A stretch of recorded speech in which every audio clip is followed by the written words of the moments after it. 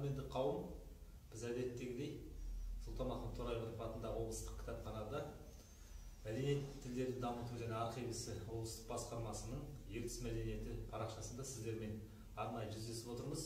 Бүгінгі кездесуіміздің қадірлі қонағы халықаралық қазақ тілі қоғамының Павлодар облыстық филиалының төрағасы, ақпарат саласының үздігі төсбелгісінің иегері, белгілі публицист, журналист Асыл Әлімжанұлы Әбіш ағамыз. Аға, қош келдіңіз. Қош көрдік. Енді былтырғы жылы өзіңізбенен жолыққан кезімізде осы мынау қазақ тілі қоғамының тыныс-тіршілігі туралы, алдағы жоспарларыңыз туралы айтқан едіңіз. Енді оған да бір жыл уақыт болып қалған екен. Жалпы қандай жұмыстар атқарылды, сол жайында кеңірек әңгімелеп берсеңіз. Рахмет. Қайырлы күн.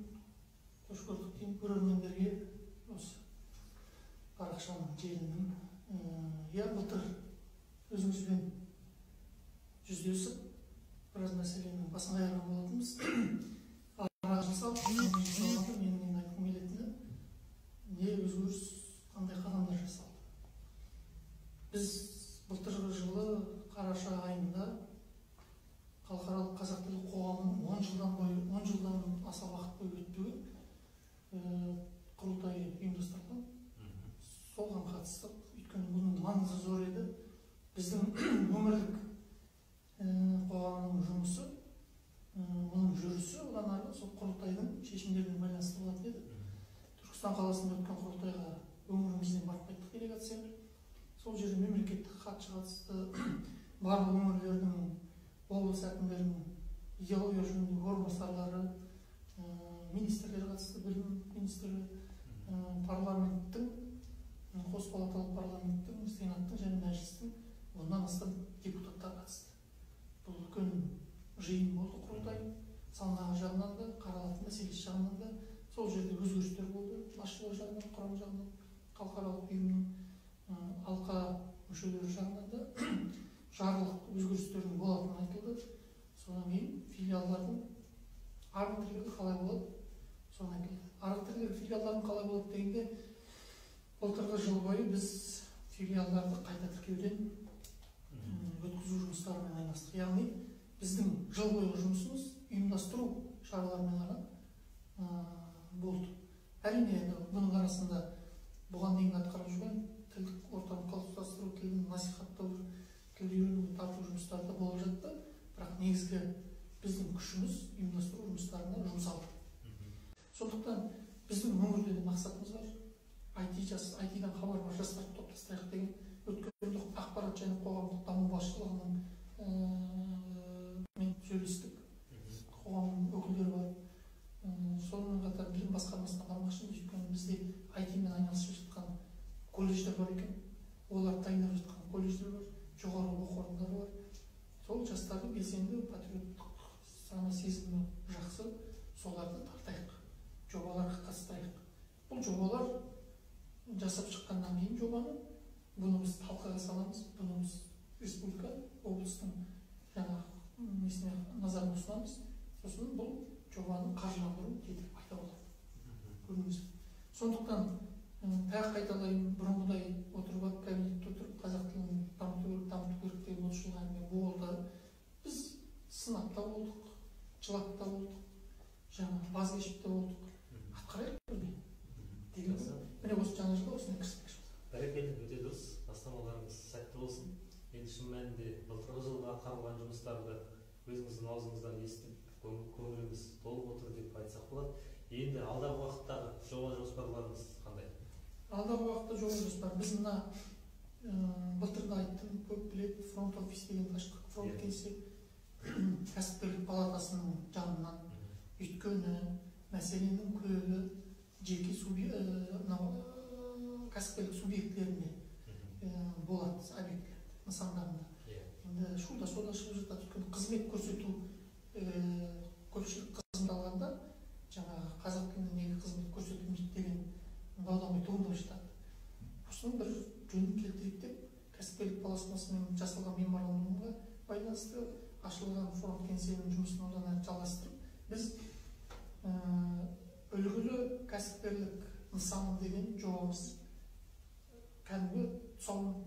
таныстырылым жасамақшымыз биыл. Енді ол былтырларға жоспарланған. Өкінішке орай бізде де енді бізге жұмыс күші керек, мәтіндермен айналысу керек, жасайтын несі бар. Сондықтан қазір өзі қаржыға тірелетін дүние ғой көп. Сондықтан сол кішкене тежеуленіп, міне осы жаңа жылмен осы жұмысты ары қарай одан жүргізіп аяқтаймыз да, наурызға деп жоспарлап отырмыз. Осы наурыз айында, наурыз мерекесінің қарсаңында ең ірі сауда нүктесі Батыр Молл ғой. Сол Батыр Моллды біз таныстырылым жасаймыз. Сол есепте жоқ, таныстырылым. Оған барлығы шығарады. Жоба одан кейін сол негізге ала отырып, басқа облыстағы Екібастұз ірі-қала бар, Ақсу бар, аудандардың орталықтары бар. Біз балалардың өзінде сауда нүктелері соның үлгісінде көшеді деген бір жобамыз. Бұл нақты көзбен көрініп, қолбен ұстайтын жоба. Одан кейін сыртындағы ішінен түгілмелі деген әдемі сөз бар қазақтың. Сыртын бәрін кіреберісінен бастап төрінен жөндеп алғаннан кейін оның ішінде қызмет көрсететін персоналдармен айналыспақшымыз. Ұрыспаймыз, жазаламаймыз, ұсынамыз. Тың қазақ тілінде көп дүниелер жоқ. Біз оған көркем сөйлеу деп айтпаймыз. Әдеби тілде қарапайым қатынас тілін соны жүзеге асырмақшымыз. Біз Батыр Моллдағы персоналдармен, қызметкерлермен сөйлестік. Олар бейілді, жақсы, жайлы сөйлесу жыланмен шығады деген сөз бар ғой қазақта. Біз әбден барып неге қазақша сөйлемейсің деген метод әдіс болмайды. Болмай жатыр. Одан түк те шықпайды. Сондықтан жайлы сөйлеп, өзімізге жағымды тартып сөйтсек, олар бейілді. Айтты, біз күнделікті сөйлеу қарым-қатынас тілін меңгеруге дайынбыз. Сондықтан осы жолмен айналыспақшымыз. Біз қайталап айтайын, көзбен көрініп, қолмен ұсталатын дүниелер қазір қазақ тіліне ауадай қажет болып тұр. Не керек, не істеу керек деген айта бергеннен болды. Сосын кейінгі мәселеміз қазақ тілі контенті балабақшадан бастап бастауыш мектепте жоқ деп жатады. Мысалы, осы кітапханада өткеннен үлкен мәселе өтеді. Міне тұрған кітаптар ізденіс жоқ. Біз ізденбейді келіп тәрбиеші мұғалімде тұр ғой міне. Сұмдық қой. Баланың контенті, баланың әдебиеті көлік шашып кетті. Шығып жатыр. Жоқ деп жауылдан жауылдық етуге болмайды. Біз осы жаққа бір жобалар ұсынбақшымыз. Балабақшаларға. Сосын енді жаңағы сіз айтып қалдыңыз, үлкен жұмыстың ғана етесіздер. Көңіл толып жатқан жұмыс істеген ұйымдастырушымызды тоқмай түсуге болмайды. Сондықтан біз бірдеңені қырып жойып жатырмыз деп қазір айтуға ерте. Жаңағы тілдің нағына бірдеңе істеп тындырдық деп кеуде соғып тоқмай түсуге әсте болмайды. Ол бірдеңені бітіріп екінші шыға береді. Өйткені шаруа шашеттен ол және қайталап айтайын, бір қазақ қоғамының күшіне келмейді.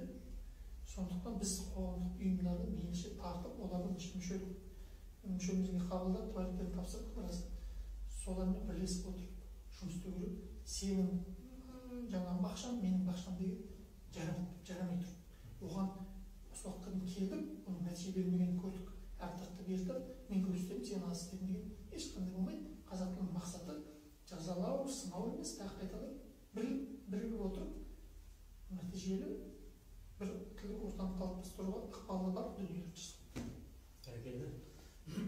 Шын мәнінде жаңа айтып отырған өзіңіздің жоба жоспарларыңызға қарап жақсы бір үміт күтіп отырмыз. Істеріңіз ілкімді болсын.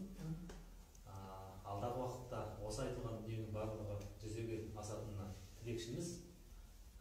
Солай болсын. Қатысамыз дейміз.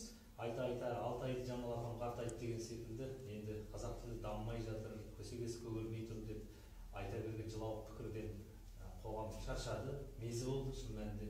Енді осындай бір тың бастамалар қазақ тілін дамытудың жаңа бір тетігі, өзіңіз айтып отырған дүниелер жүзеге асуы әлбетте тиіс, ол бізге қажет. Сондықтан бастамаларыңыз баянды болып, келесі жылы тағы кездескенде осы бір дүниелердің барлығының іске асқанына, жүзеге асқанына куә болайық. Қадірменді қауым, осыменен бүгінгі біздің жүздесуіміз аяқталды. Кездесуімізге келіп өзінің ой пікірін бөліскен халықаралық қазақ тілі қоғамының Павлодар облыстық филиалының төрағасы, Найзатас әдеби көркем журналының бас редакторы, тіл жанашыры Асыл Әлімжанұлы Әбіш ағамыз болды. келесі эфирде кездескенше аман сау болыңыздар. Аман